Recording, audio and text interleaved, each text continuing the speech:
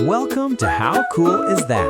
The show where we explore the people, inventions, and ideas that are shaping our world. I'm your host, and every episode we'll uncover how curiosity and creativity can change everything. Now let's jump in. Imagine this. You reach into your pocket and pull out a tiny machine that lets you text your friends, watch videos, listen to music, play games, and search anything in the world. Sounds obvious today, right? But only a generation ago, this was pure science fiction. One person played a massive role in making this normal: Steve Jobs. Today, we'll follow his journey from a curious kid tinkering in a garage to the man who changed technology, design, and maybe even the way you live your everyday life. Steve Jobs was born in California in 1955. From the start, he wasn't like everyone else. He was curious, restless, and always asking questions. Why does it work that way? What happens if I take this apart? He loved pulling apart radios, gadgets, even toys, not to break them, but to understand them. Sometimes he couldn't put them back together, and that was fine. For Steve, the magic was in figuring things out. Here's a fun fact.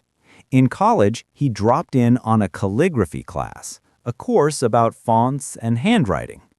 At the time, it seemed random, even silly. But years later, when he created the Macintosh computer, that class inspired the beautiful typefaces that made Apple stand out. It's like when you take an art class that seems totally unrelated to your science project, but then you use those drawing skills to create the best poster in class. Sometimes the random stuff connects in amazing ways. Quick pause for you. What's something weird or random you're interested in? Drawing, coding, skateboarding, baking, or maybe building Legos? Remember, sometimes the things you think don't matter can turn into your superpower. As a teenager, Steve met another Steve, Steve Wozniak, who everyone called Woz.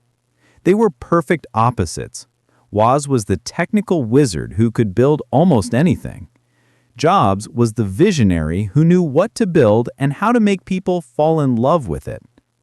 One was the engineer, the other was the artist.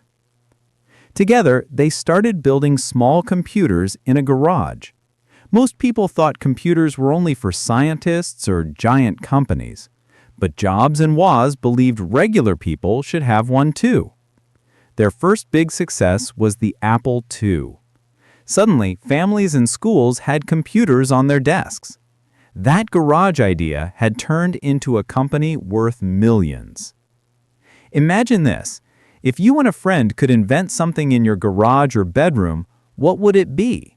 A flying scooter? A robot that does homework?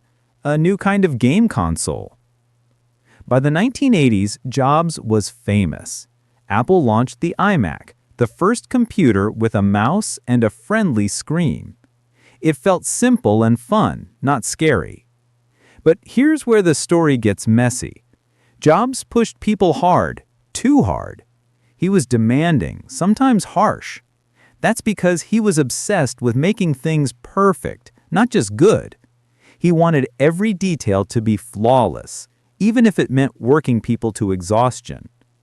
Eventually, Apple's board of directors fired him from the company he had started. Imagine building something huge and then being told you weren't wanted anymore. It shows that even when you want to do great work, how you treat people along the way really matters. But instead of giving up, Steve took risks. He bought a tiny animation studio called Pixar. At first, it wasn't making money. He poured his own savings in to keep it alive. People thought he was crazy.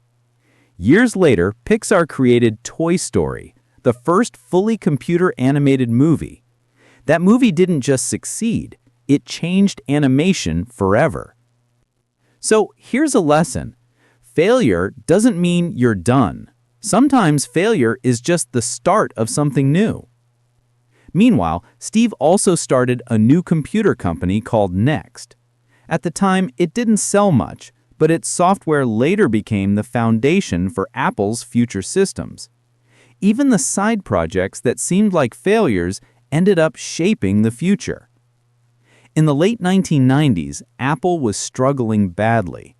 Computers were clunky and boring. Sales were low. Apple needed help. So guess who they called? Steve Jobs. When he returned, things changed fast.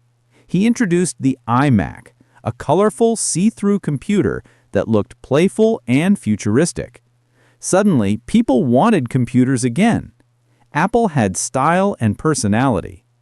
Then came the iPod in 2001. Before the iPod, people carried around stacks of CDs or clunky players. On stage, Jobs held up a little white rectangle and said, "1,000 songs in your pocket."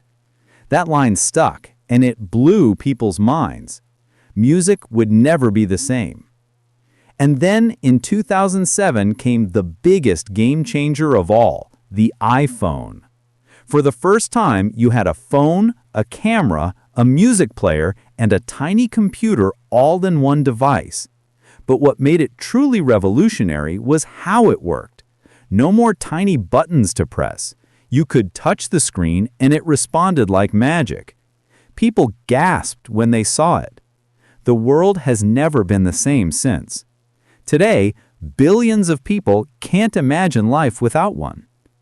Think about it. How many times a day do you use your phone? Imagine life without it. That's the impact Steve Jobs had. So, what can you take away from Steve Jobs' story? Lesson 1. Think differently. Don't be afraid to see the world in your own unique way. Lesson 2. Mix art with science. Jobs cared as much about design as technology. That's what made Apple products stand out. Lesson 3. Failure isn't final. Jobs was fired, embarrassed, and broke at times, but he turned those moments into comebacks. Lesson 4. How you treat people matters. Even when pursuing excellence, remember that great achievements happen through great teams. Let's do a quick recap. A curious kid took apart radios. He and a friend started Apple in a garage. He got fired, but then helped create Pixar. He came back and gave us the iMac, the iPod, and the iPhone. Now pause and think. What's one small idea you've had that could grow into something bigger? Even if it sounds silly, don't ignore it. The next big invention might start in your notebook, your bedroom, or your garage. Steve Jobs once said, "The people who are crazy enough to think they can change the world are the ones who do." So the next time you pick up your phone, stream a movie, or listen to music, remember, it all started with someone who thought differently. And maybe, just maybe, the next world-changing idea could come from you. Thanks for listening. If you enjoyed this story, subscribe for more amazing adventures into the lives of inventors, creators, and dreamers who shape our world.